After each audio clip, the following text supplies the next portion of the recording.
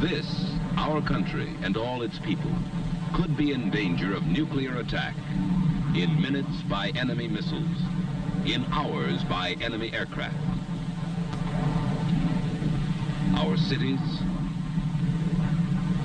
our farms, our factories. Prime target would be our air bases.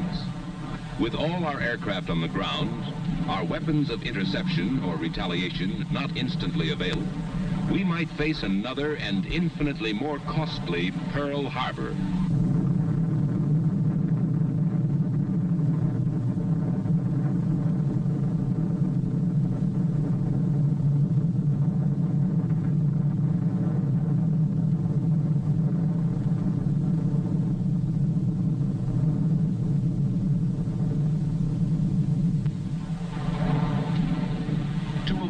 Surprise disaster, some of our aircraft must always be in the sky or on the alert, carrying nuclear weapons. These weapons are always unarmed. They will be armed only following a decision by the President of the United States. Only these ready aircraft with nuclear weapons can form our first-line deterrent force in peacetime, our sure striking force in case of attack.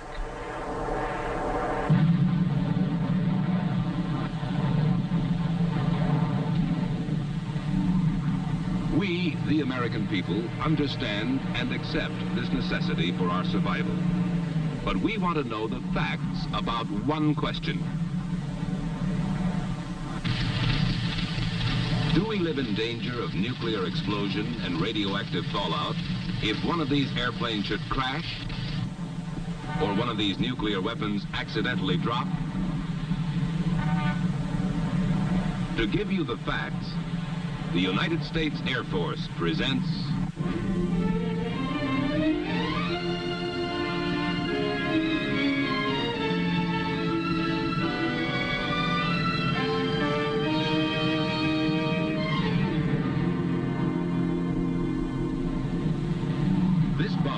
carries a nuclear weapon. It is a well-designed, carefully maintained, skillfully flown airplane. But airplanes, just like it, have crashed and burned. There was no nuclear explosion, no radioactive fallout. These are the facts. The bombardier watches over controls as safe as human ingenuity can make them to prevent accidental bomb release. But nuclear weapons have been dropped inadvertently. There was no nuclear explosion, no radioactive fallout. These are the facts. And specially instrumented aircraft verify these facts in a continuing nuclear safety program that tests our nuclear weapons under controlled conditions that simulate every conceivable hazard. Vital to this nuclear safety program is Air Force Special Weapons Center at Albuquerque, New Mexico.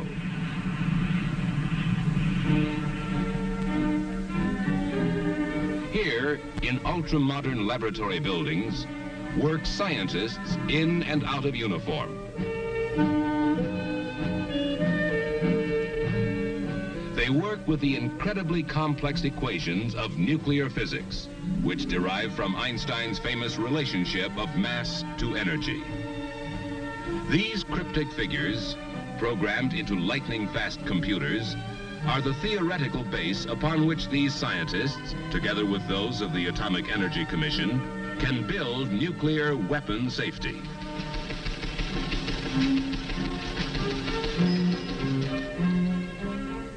By research, design development,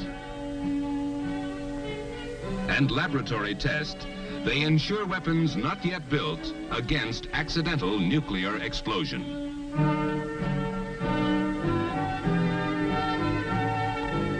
They have been doing this successfully since 1945 in safety conferences with other Defense Department agencies and the Atomic Energy Commission.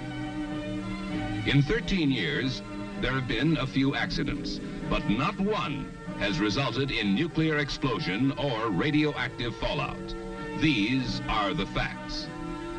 What keeps our nuclear weapons safe?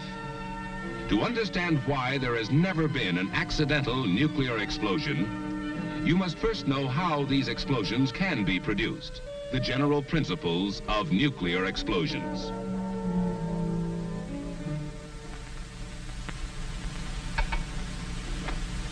Any explosion is the result of a very rapid release of a great amount of energy. Conventional explosions result from the rearrangement of whole atoms in some explosive material. For example, in TNT, the rearrangement of whole atoms of hydrogen, carbon, nitrogen, and oxygen produces explosive force. On the other hand, nuclear explosions result from the rearrangement within each atom. This may be a joining together or fusion, as in an H-bomb, or the splitting apart or fission, as in an A-bomb. At present, an H-bomb explosion starts with fission, so the splitting of the nucleus of the atom is the basic principle of nuclear weapons. All matter is composed of one or more of the 100-odd elements. Of these, the atoms of the metals uranium and plutonium can be most readily fissioned to cause nuclear explosion. These elements are mildly radioactive. They emit short-range, low-penetration alpha particles while in their unfissioned state. These alpha particles do not have the harmful effects of the longer range and stronger gamma rays, which are given off by certain elements such as radium or by the products of nuclear fission. The atoms of uranium and plutonium are among the heaviest. Heavy because the nucleus of each atom contains large numbers of the fundamental particles called protons and neutrons. When a free neutron hits this nucleus, it splits into two parts, releasing more neutrons which may go on to split other nuclei. The resulting fission products become highly radioactive, emitting the long-range and dangerous gamma rays. The split nucleus weighs less than the whole one, and this difference in weight is released in the form of energy, nuclear energy. After fission, harmful gamma radiation. Before fission, innocuous alpha radiation.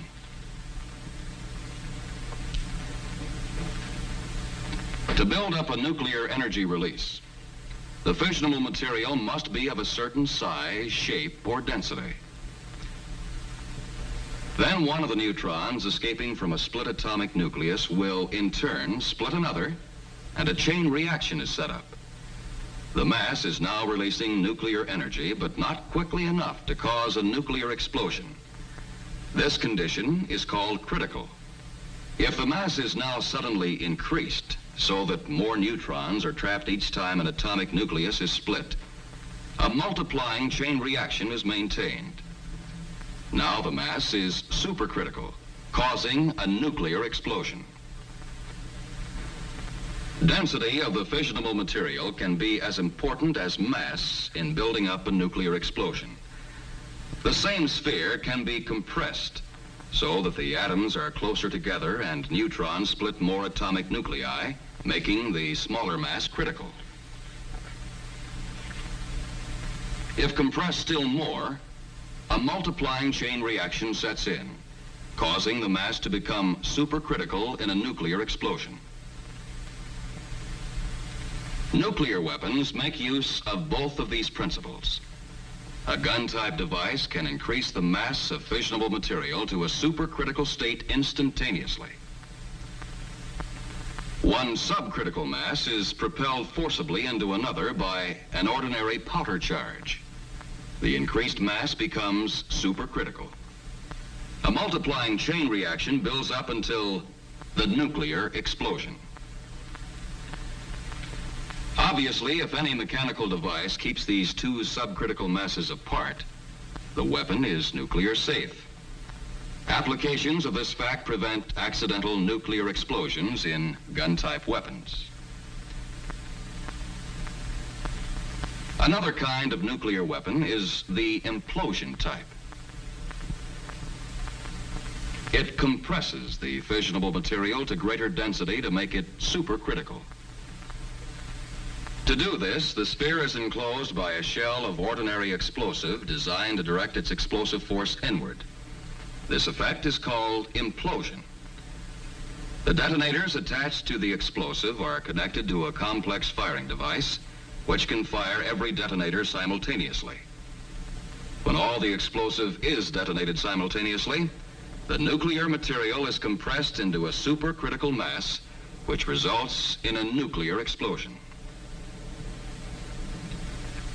Implosion-type weapons are nuclear safe because only the specially designed firing device can produce the simultaneous detonation of all the ordinary explosive, a deliberate effect possible only by the precise firing mechanism.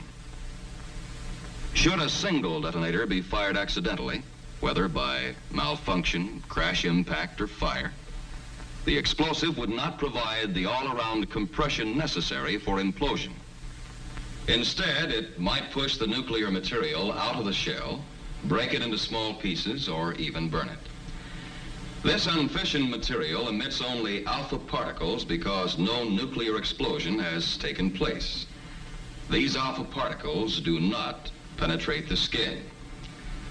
The simplest precautions can prevent their intake into the body, and the simplest cleanup measures can remove them. So you see, each type of nuclear weapon has its own safeguards against accidental nuclear explosion. These are the facts. And they are based upon practice as well as theory. Specially instrumented aircraft fly the tests that verify what happens inside a weapon, what accident hazards the nuclear components may have to withstand.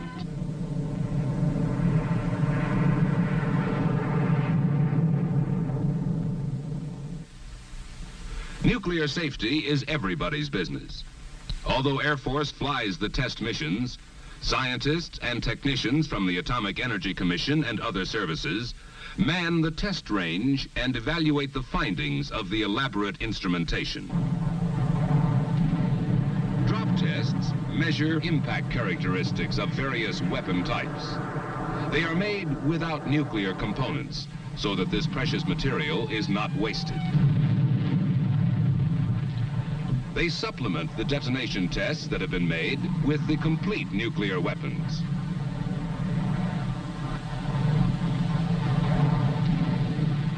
Impact or shock does not cause nuclear explosion or radioactive fallout.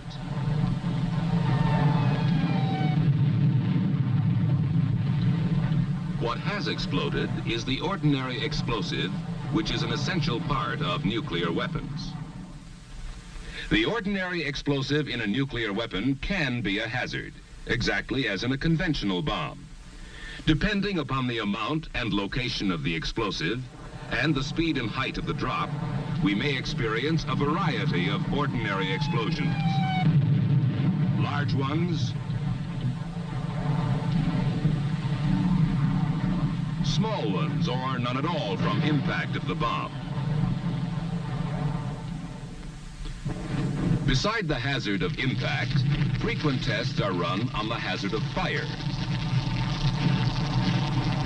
To learn what temperatures and pressures would be created inside a weapon by an aircraft fire, various types of bombs are subjected to a flame bath of burning fuel. Because fire would also destroy the precious nuclear material, it is replaced by instruments. Their readings are compared with known characteristics of the fissionable material to assure that temperatures higher than any aircraft fire will not set off a nuclear explosion. The characteristic white flame indicates that the ordinary explosive is burning in the weapon. Sometimes the explosive detonates because of close confinement and intense heat. The effects of such explosions are measured and compared with those in an actual nuclear weapon.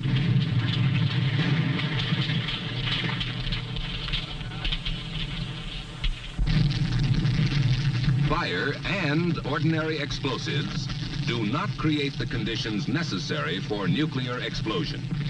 These are the facts.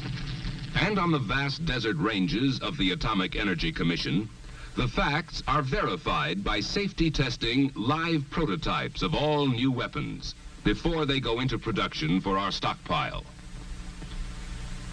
The tests are costly in money and manpower, even more costly in the fissionable materials on which our nuclear strength depends.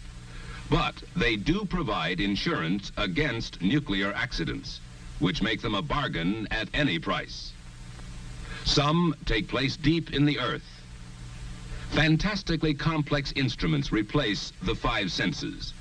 They record what happens when some of the explosive that surrounds the nuclear material of a new weapon is deliberately detonated. They record only an ordinary explosive blast. A random detonation has not created the implosion which would compress the nuclear material to a supercritical mass. There was no nuclear explosion, no radioactive fallout. Each new design must be proved nuclear safe, able to withstand accident, fire, or random explosive. Other tests with nuclear weapons are made above ground. These are also designed to test the nuclear safety of new weapon types by intentionally detonating the explosive which surrounds the fissionable material.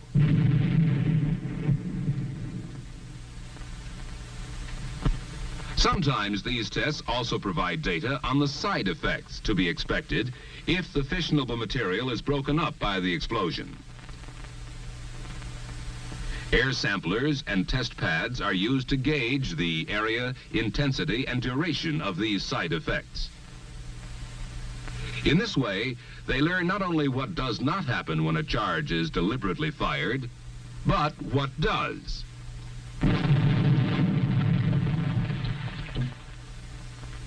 The explosive does break up the nuclear material and scatter parts of it over a small area. This fissionable material is mildly radioactive.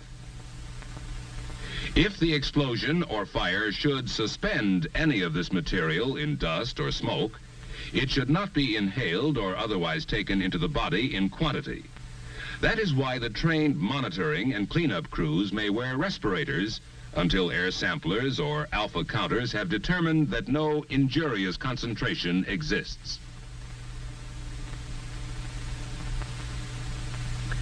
The alpha particles emitted do not penetrate skin or clothing, so this material is harmless when on the ground.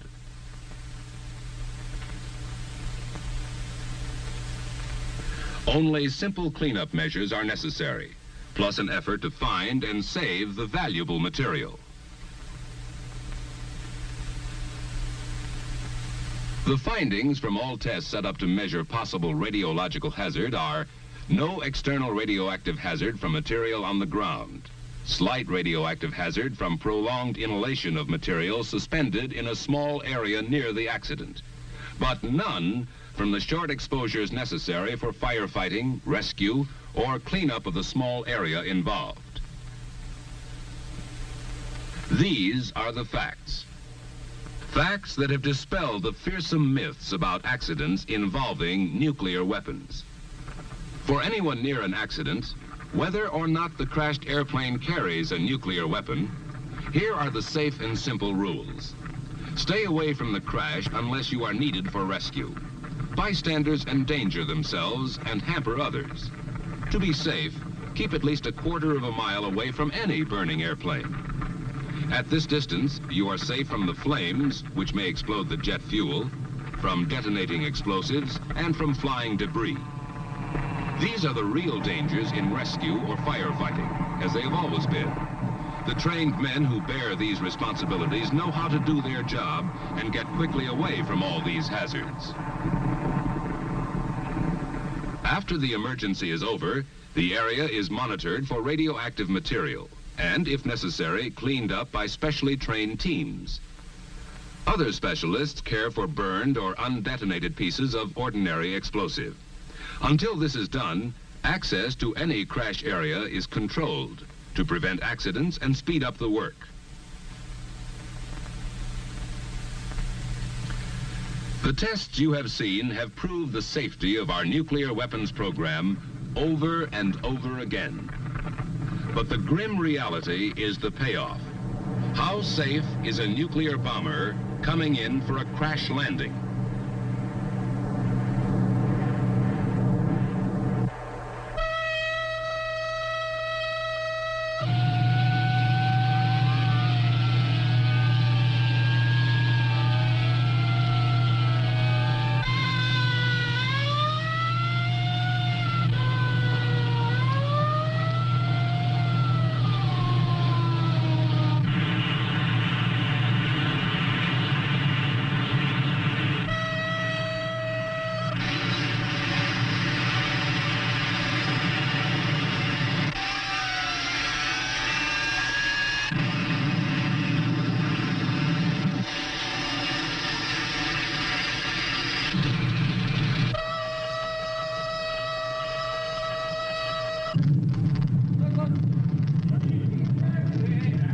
Not the impact of the crash landing, nor the fire which often follows.